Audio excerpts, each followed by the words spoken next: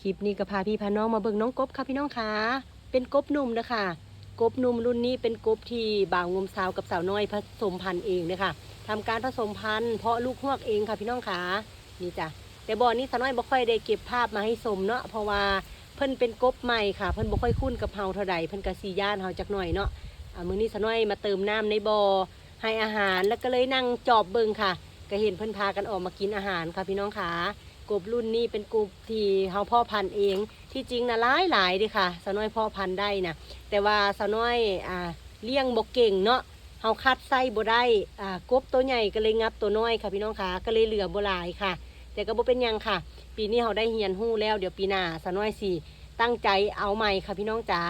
สาวน้อยก็สิให้ได้เบิ่งไกลๆแบบนี้ค่ะเพราะว่าเฮาเข้าไปใกล้เพิ่นบ่ค่อยได้เนาะเพิ่นสิย่านเฮาค่ะกบบ่อนี้เป็นกบหนุ่มกบใหม่เฮาสิเก็บไว้ให้เป็นพ่อแม่พันธุ์ปีหน้าค่ะเดี๋ยวปีหน้ามาชมเบิ่งว่าสาวน้อยสิเฮ็ดการเลี้ยงกบสำเร็จบ่เนาะเดี๋ยวเฮาสิเพาะพันธุ์ใหม่ค่ะพี่น้องจ๋า